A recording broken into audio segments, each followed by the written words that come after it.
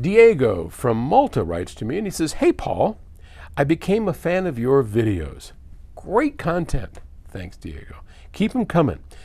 My question is, has Octave Records ever rejected or will ever reject a musician or a band that is no good or insists on using low quality gear?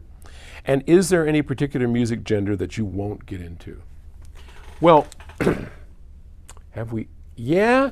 Oh, yeah. Well, we've certainly rejected a number of people that have tried to record with us, not because they were no good, but because, we couldn't get a contract together. I mean, look, Octave Records is definitely dedicated towards the musician and the audiophile. Let's be honest. Those are the two people that we are trying to serve. So for the musician, we want to make sure musicians make good money when they come and record for Octave. Ain't great money, but at least good money. It's really hard being a musician. That's why we give a percentage of every recording directly to the musician. And then we try and sell as many copies as we possibly can. The more we sell, guess what? The more the musician gets. That's been a tenet of Octave Records since the day we started it. But we're also here to serve the audiophile community and our hi-fi family, because there is a dearth, you'll love that word, a lack of really caring, high-quality recordings. Has been that way for a long time and getting worse. Now, the proliferation of studios, I mean, every person on the planet that has a computer, a USB microphone, and 30 bucks in his pocket can open up his own studio. And they do all the time. And on the one hand, it's fabulous because people who could never have afforded to share their music with the world can now do it. That's the upside. That's great. The downside is we used to have some types of standards because you went to a legit studio, and that legit studio had their standards. Well, you know, this is what we're going to do, and we're going to make a good sounding recording. So you got to balance those two things out, and everything comes, you know, around and around and around.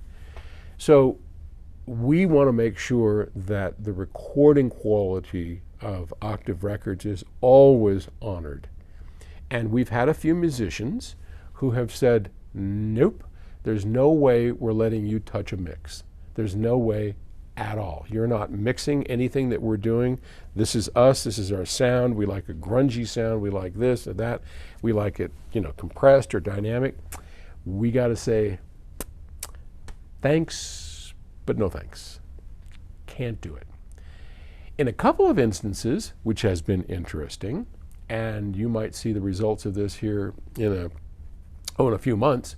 I'm not naming any names, but there is a band that we really wanted to record, and they had something similar. They they don't like the way that we mix with all this dynamic range. They want it more compressed. So what we agreed to is, okay, you let us get our dynamic range, you let us get our high resolution audio, and we will allow you, at your expense, to make a secondary mix, as long as it doesn't have the Octave label on it, and you can take that out and put it on Spotify or whatever you like.